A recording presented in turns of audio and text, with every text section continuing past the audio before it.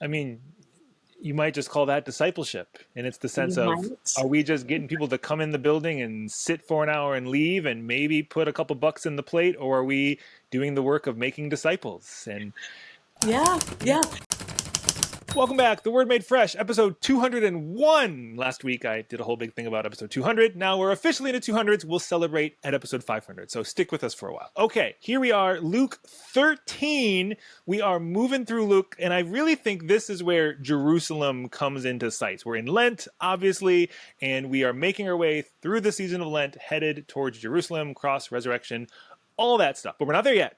First, we got some fig trees and towers falling over and some laments going. Reverend Thorne, what's happening in Luke 13, 1 through 9, 31 to 35? And how are you even going to make sense out of this for a sermon? I'm not sure. I was hoping you'd have some ideas. This is a tough text, and it invites some questionable theology. I mean, I think before we get to the fig tree, there's that tower issue Yeah. and the death of people and whether God caused it or created it or thought it was a good thing. And of Yeah. course, that invites us into that space where people say, everything happens for a reason. We hope you're not people who ever say everything happens for a reason. That is not good theology. Nope. Um, what is true is that God, I think, can make good out of things, but I don't believe God causes bad things to teach us lessons, to build our character, to make good things happen. So there's that piece. There's a lot of tragedy. There's blood, and there's this question. I think that Pilate has mixed the blood of people with the sacrifice, and I think all of what we do when there's something to lament, ask those questions: Where is God? Why did God let this happen? And it's kind of a gotcha moment because like they're coming to Jesus kind of Right. pitching the question, hey, figure this one out, Right. which is kind of the world we're in today. And it's common to have, those kind of straw person arguments of like, Yeah. hey, can you see, now you're obviously wrong. And I've proved my Right. presupposed idea. And it's like, was there even space for an honest conversation in this exchange that they brought to Jesus? Probably not. Mhm. But like you said, Mhm. too often we jump to not the best theological landing places with moments like that of, well, apparently no, everything does not happen for a reason. Everything just happens, and people have this ability to impose meaning upon it all. God doesn't do it with, yeah, you said it great. Yeah, God doesn't do it. And there was a commentator who talked about how when we're at the point where some tragedy is noticed, like in this story, by the powers that be or the people of privilege, it has probably already destroyed the lives of the folks on the margins. So by the time it hits the New York Times, by the time we are preaching about it, the folks who are living in poverty, the folks who never had health insurance, the folks who are unemployed or wondering where their next meal is coming from, they're probably like, okay, that's like old news, right? That tower collapse, that climate disaster, um, all of the stuff that's happening in Washington right now that you all are now waking up to. Even Gaza, Sudan, those folks have been struggling for decades. And now we're like, coming with our signs and our protests and talking about immigration and how to keep everyone safe. These communities have been struggling with that long before we got there. So that's also an interesting thing to consider. By the time we are noticing, caring, responding, reacting, our siblings have been struggling already. We are hearing the news always, after it's already been breaking. Yeah. The reporting is never the moment. The reporting is on what happened, and I think, like you said, so many of these things are exactly that. It's good that people are awakened to tragedies happening. It's not like we just want everyone to go by ignoring it, but the assumption, probably often for white folk especially, is that the minute we discover a tragedy, it just happened, not that it's been happening all along. And we white Europeans like to discover stuff. Haven't you figured this out? We just like to think that the minute we discover it, that's the first time. No one was in America until a European got here, right? We discovered this. Like, no, we didn't discover any of these things. We just finally caught up to what's been happening all along. And that is so necessary and so true in a story like this. Yeah, and I would stretch it to say, in our Western culture, we're not as aware of what's going on in the world, regardless of our, racial, ethnic background. It's like, folks in Gaza are like, this has been a problem for generations, and now we have woken up to it. And it's great that we've woken up to it, but there's so much that's happening in the world that we are not awake to. I think that, when we make that turn to the fig tree, and this might be the reason, or maybe a tie-in with why so many of us are so unaware of the tragedies that are touching and affecting those on the margin. I think that the fig tree can be a stand-in for all of the things that we hoped would work, the things that we hope were right in the world, our work, our relationships, economic opportunity. Like, we still believe in certain dreams, or that we can trust governments, that people will be kind, and I think the majority of folks are. But of course, the stories that get told, the things that get lifted up, would suggest that the majority of people don't care about each other. And so I think this fig tree maybe represents a little bit of barrenness in our world. I would not say in God's people. Because when I think about folks on the margin, when I think about the folks in our congregation, the majority of them are good. They want good. They are not barren. They are not fruitless. They are fruitful, and they are desiring to share what they have and who they are with one another and with the world. But it is an odd little story. How did you come to even read the Bible with this kind of sensitivity and awareness of the people on the margins? I feel like that's not what is typically spoon-fed in Sunday school classes and flannel graphs. At least it wasn't when I grew up.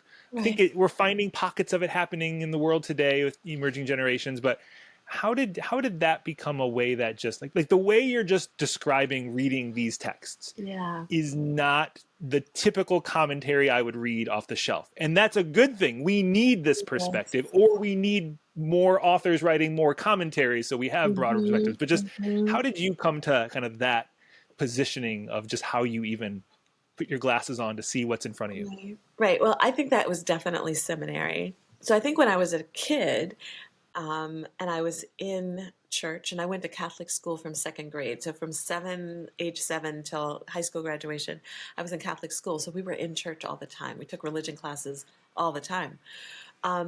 And it was probably in high school when things weren't lining up. People would say, love God and love your neighbor. And I really believed that.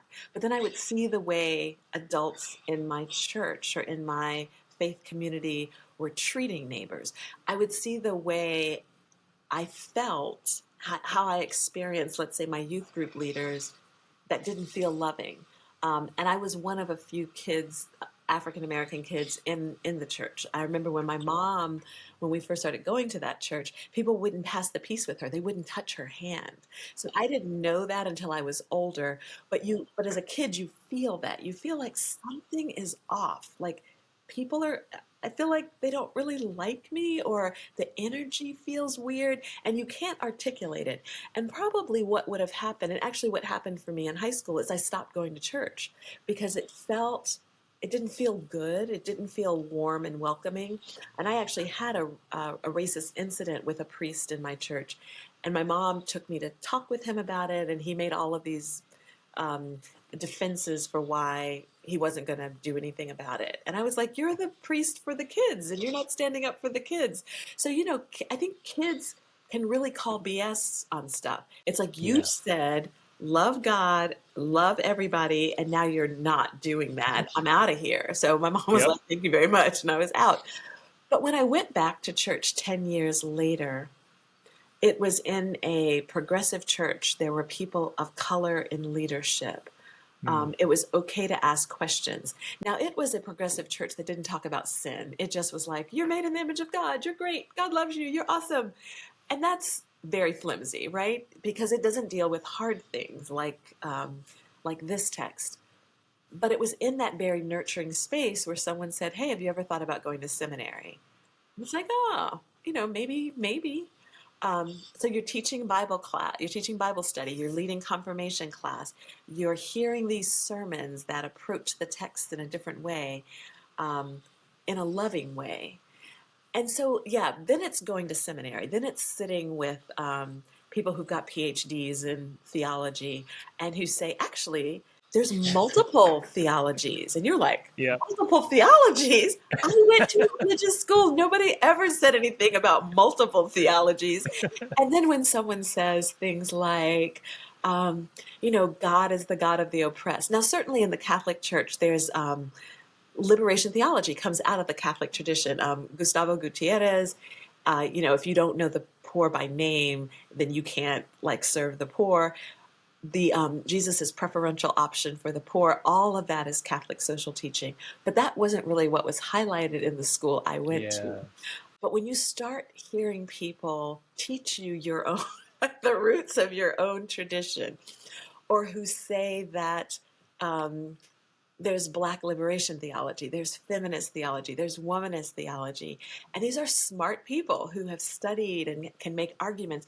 I'm just sitting in class beaming and going, that's what I thought, that's what I felt, that's what I thought was right, but nobody ever said it. So you don't think, as you're sitting in your religion class in high school or listening to a sermon, that I'm going to go up against my teacher, or that what they're saying doesn't feel right in my spirit. But then you're sitting in a class with, Dr. Jeffrey Kwan, who opens the Hebrew Bible class by dropping the Bible on the floor. And I was like, oh, this is going to be good. And then the whole classroom is just like frozen. And he goes, we worship the God this book is about. We do not worship this book. And I was like, man, I have found my people. And that was like the first week of seminary. And I was like, man, yes. So I think that's where I just happened to go to a seminary. I think that aligned with a more gracious, expansive, it's okay to question, God can take it, God's not afraid of you, God's not afraid of your pushback, your anger, that made me go, oh, I love the church. And I fell back in love with the church I fell in love with when I was like 7 and 8 and 9 years old. Why does that only seem to happen most often in seminaries? Like, I think we're trying to bottle some of that up in a church and give people a similar paradigm shifting, I can't unlearn this ever again, the world now has new colors that I see everywhere kind of experience. But it's so common for people to go to seminary and those years in seminary to be this transformative moment in space where suddenly it's like, whoa, I suddenly have the prescription I needed. I can see all the things and hear all the sounds and dance all the steps. And Well, part of it is you are dedicated to that study in a way that makes things possible.